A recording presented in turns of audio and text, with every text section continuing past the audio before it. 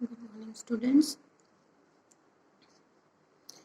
Today we will discuss about BSc Part 3rd Physical Chemistry, and the topic is black body radiation. When solids are heated, they emit radiation over a range of wavelength. As we all know that when solids are heated, जब कोई भी solids होते हैं उसको हम जब heat करते हैं तो वो रेडिएशन इमिट करते हैं, और वो भी अलग अलग वेवलेंथ की रेडिएशंस होती हैं. सो फॉर इंस्टेंस जब हम एक आयरन बार को गर्म करते हैं तो उसमें अलग अलग फर्नेस के ऊपर हम गर्म करेंगे उसको, तो हम देखते हैं कि उसमें रेडिएशन इमिट होती है. एंड जब हम इसको गर्म करेंगे तो उसमें सबसे पहले डल रेड होगा कलर. उसके बाद में फिर हम देखते हैं कि progressively it becomes more and more red as temperature increases. तो हम जैसे जैसे टेम्परेचर बढ़ाएंगे वैसे वैसे हमारे पास क्या होगा, जैसे भी आयरन बार होती है उसको हम गर्म करेंगे तो इस तरह से ये रेड कलर बढ़ता जाएगा क्योंकि हमने टेम्परेचर बढ़ा दिया है. ओके, तो जब हम हीटिंग कंटिन्यू रखते हैं तो ये धीरे धीरे रेड से ऑरेंज होता जाएगा, फिर yellow, white, finally it becomes blue at very high temperature. तो बहुत ज़्यादा टेम्परेचर पर हम देखते हैं कि ये ब्लू कलर का हो गया है. यहाँ पर हम देखते हैं कि this is called ideal an ideal body. An ideal body which emits and absorbs all frequency is called black body radiation. हमने देखा कि पहले जब हमने इसमें देखो येलो आए, येलो, वाइट, यानी अलग अलग कलर्स हैं. अलग कलर्स का मतलब यहाँ पर है कि हमने टेम्परेचर इंक्रीज़ किया और उसके साथ साथ में हमें अलग अलग वेवलेंथ की लाइट्स जो है वो मिली. वेवलेंथ साथ में टेम्परेचर की इंक्रीज़ हो रहा है. This is an ideal body which emits and absorbs all frequency is called black body radiation. So what is black body radiation? An ideal body which emits and absorbs all frequency is called black body radiation. Thus, the exact distribution of frequency of emitted radiation from a black body depends upon temperature. Okay, तो हमने जो भी अभी तक पढ़ा उसमें क्या था, वो टेम्परेचर डिपेंडेंट प्रोसेस है. ओके, आफ्टर दैट जब हमने ब्लैक बॉडी के बारे में पढ़ लिया है, then these above results could not be explained by the classical wave theory of light. So ये जो रिजल्ट्स हैं ये classical wave theory of light इसको एक्सप्लेन नहीं कर सकती है, because according to this theory energy is emitted और absorbed continuously. Therefore, the energy of any electromagnetic radiation is proportional to its intensity and independent of its frequency. So, thus, an ideal black body is defined as a perfect absorber or a perfect emitter or of radiation. Now we will discuss about Kirchhoff's law. What is Kirchhoff's law? Kirchhoff's law ये कहता है कि दिए गए जितने भी temperatures हैं उनके ऊपर सभी जितनी भी बॉडीज़ हैं उनकी जो इमिटिंग पावर है और उनकी एब्जॉर्बिंग पावर है उसका जो अनुपात है, उसका जो रेशो है वो ऑलवेज स्टेबल रहेगा. Means all the given temperature at given temperature the ratio of all the body's emission and absorption capacity is 1. So we can say A is equals to 1, and this is for black body. Okay,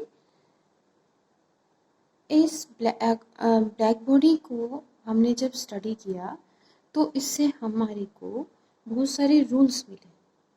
means हम black body radiations जो हैं उसकी study से आगे कई जो नियम हैं, बहुत सारे रूल्स हैं, उनको हम बता सकते हैं। और उनको बता सकते हैं कौन कौन से रूल्स हैं। वो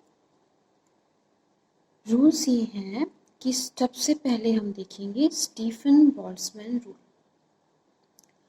उसके बाद हमारे पास आता है ल्यूमर एंड ब्रिंगशम रूल। ओके, एंड उसके बाद आता है वीन्स लॉ या वीन का नियम। उसके बाद रेले और जीन्स का नियम।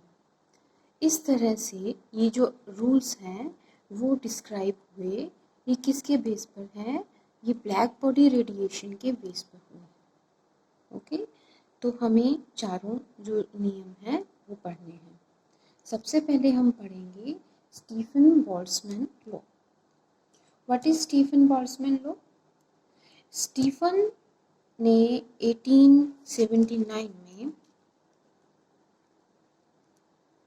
ये बताया था कि जो ब्लैक बॉडी की सरफेस होती है उसके पर यूनिट एरिया में से जितनी भी लाइट या जितनी भी वेव्स हम कह सकते हैं इमिट होती है, उससे उसकी जो एनर्जी है वो उसके परम ताप के चौथे घात के समानुपाती होती है।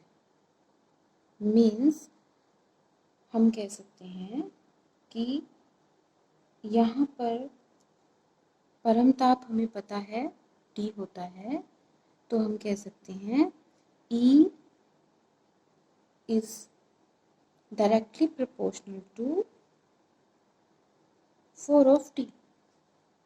ओके, ये रूल यहाँ से बना है ब्लैक बॉडी से।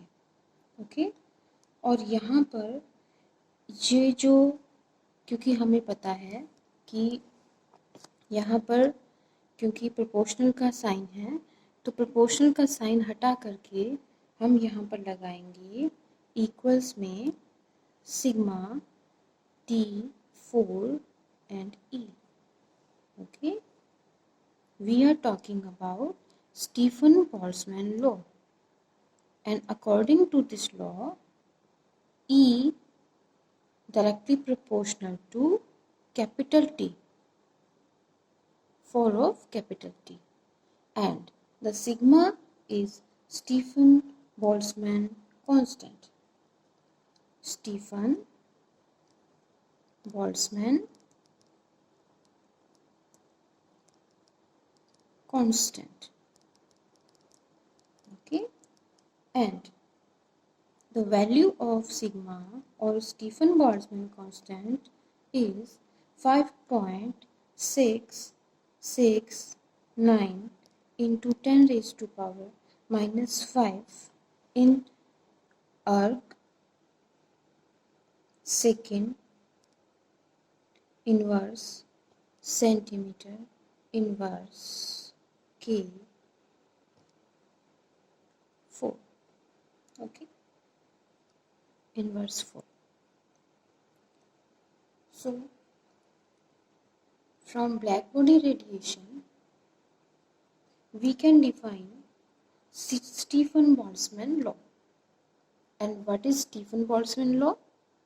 It is capital E is directly proportional to 4 of T.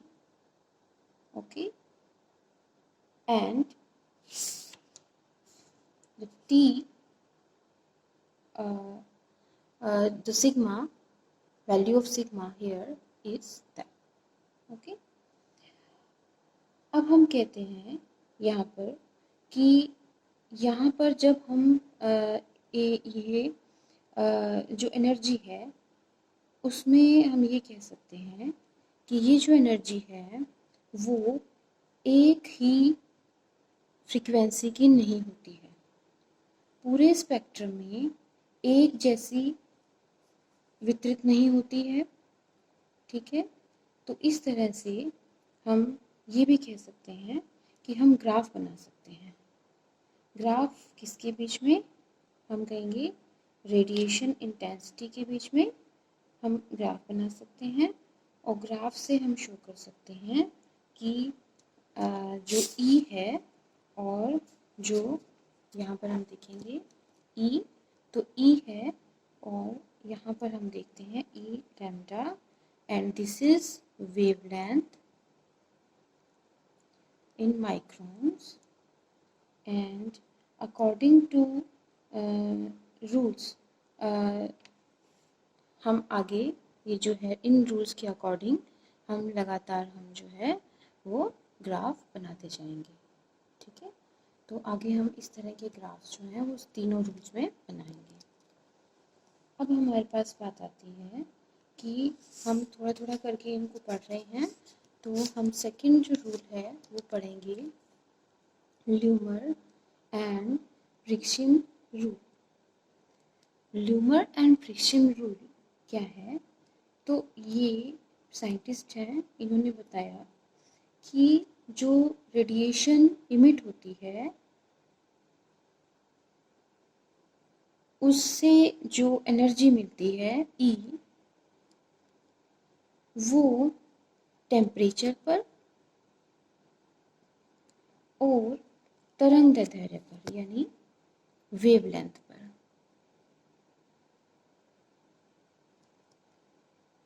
Depend करती है। ठीक है, तो यहाँ पर हम देखेंगे कि जैसे जैसे टेम्परेचर जो है हम इंक्रीज करते हैं, तो हर एक टेम्परेचर पर एक पर्टिकुलर वेवलेंथ होती है। Temperature wavelength, temperature wavelength, particular temperature पर पर्टिकुलर वेवलेंथ होती है, जिस पे जो एनर्जी है वो इमिट होती है मैक्सिमम।